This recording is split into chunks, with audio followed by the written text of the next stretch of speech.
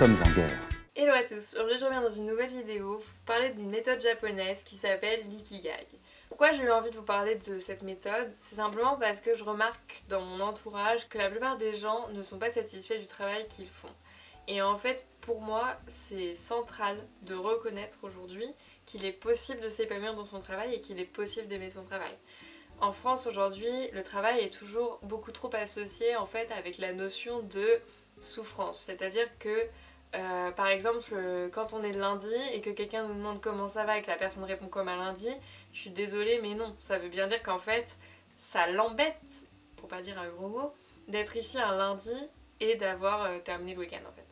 Et je trouve ça vraiment dommage parce que pour moi en fait le lundi c'est le meilleur jour de la semaine parce que c'est le premier jour d'un nouveau sprint d'objectifs et en fait je suis super contente de me lancer dans cette semaine qui va être de nouveau challengeante et qui va être encore différente des semaines précédentes. Et c'est pour ça qu'aujourd'hui j'aimerais vous parler de l'ikigai parce que je pense aujourd'hui avoir trouvé ma raison d'être et que je suis persuadée que si vous parvenez à la trouver, alors vous serez également épanoui dans votre travail. L'ikigai ça repose sur 4 questions principales. Donc la première question qu'il faut se poser, c'est qu'est-ce que vous aimez faire? À mes yeux, se poser cette question, ça revient en fait à définir ses propres valeurs. C'est-à-dire que pour ma part, qu'est-ce que j'aime faire? Mais en fait, j'aime aider les gens, j'aime éduquer les jeunes, j'aime pouvoir transmettre la connaissance que j'ai apprise. La pédagogie est donc un domaine dans lequel je vais m'épanouir. Il y a de nombreux tests en ligne qui permettent justement de pouvoir déterminer ces valeurs et donc pouvoir ensuite déterminer qu'est-ce qu'on aime faire et ce pourquoi on est fait naturellement. Et donc dans la fin d'info, je mettrai quelques tests qui m'ont été très utiles et que j'ai vraiment appréciés pour que vous puissiez à votre tour également trouver votre ikigai. La deuxième question que je vous invite à vous poser, et quel est votre talent? C'est-à-dire qu'en fait je suis intimement persuadée, tout comme la méthode de l'ikigai d'ailleurs, que tout le monde est doué dans quelque chose. C'est-à-dire qu'il n'y a personne qui est là sur Terre sans avoir un talent caché. C'est-à-dire que pour moi, si t'as aucune passion et si t'as aucun talent, c'est juste que tu ne l'as pas encore trouvé et qu'un jour tu trouveras, c'est juste qu'il faut continuer de chercher et qu'il ne faut pas perdre espoir. Donc pour vous aider, je vous conseille de chercher dans votre quotidien les actions que vous êtes amenés à faire et qui font que votre entourage vont vous dire waouh mais t'es trop doué dans ce que t'es en train de faire, waouh mais c'est génial ce que tu fais. Enfin, ça peut être quelque chose d'artistique comme de la peinture, de l'écriture ou même du chant. Tout comme quelque chose de très factuel, par exemple t'es super doué avec les chiffres, enfin tu calcules super vite, tu comprends les gens super bien, ce sont des choses qu'il faut remarquer et ça va forcément vous aider à trouver votre talent caché. La troisième question que je vous invite à vous poser est de quoi le monde a besoin?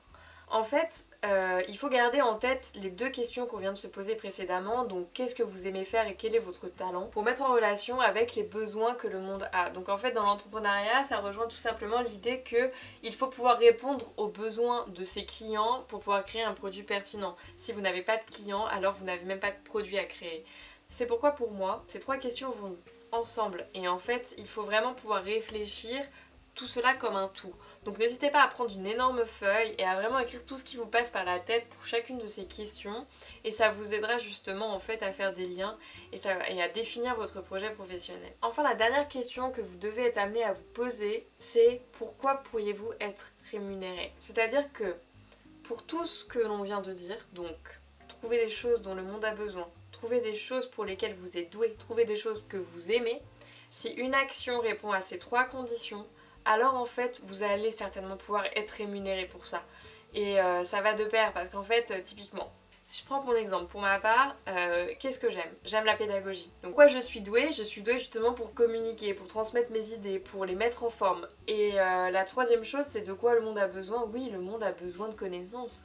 Pour moi, l'éducation, et pour tout le monde d'ailleurs, et c'est pour ça qu'il y a même un ministère de l'éducation, c'est quelque chose qui compte énormément. Pour moi, apporter la connaissance aux gens, c'est synonyme de liberté, c'est-à-dire que plus on éduquera les populations et plus elles pourront user de leur libre arbitre et c'est quelque chose qui me tient vraiment à cœur. Est-ce que j'arrive à être rémunérée pour ça? La réponse est oui. C'est-à-dire qu'en fait, si simplement on applique ça à mon cas, c'est-à-dire que j'aime enseigner, les gens ont besoin d'enseignants, et bien oui, j'ai un talent pour ça, donc oui, je vais réussir à être rémunérée pour ça. Donc c'est quelque chose de très basique, simple, mais en fait aujourd'hui, oui, mon offre je l'ai affinée, et oui, je ne suis pas simplement enseignante. Je fais des conférences dans les écoles d'ingénieurs, je fais également des vidéos sur YouTube, je tiens également un blog, et je propose des formations qui sont vraiment liées à l'orientation scolaire, parce que c'est une thématique qui me tient d'autant plus à cœur. Donc en fait, toute cette offre, je l'ai construite en allant encore plus loin dans la réflexion autour de mon Ikigai et également en parlant à mes clients. Donc j'espère que cette vidéo vous aura plu et qu'elle vous aura aidé justement à vous aussi à trouver votre raison d'être et à construire votre projet entrepreneurial. Je vous souhaite à tous une nouvelle très bonne journée de confinement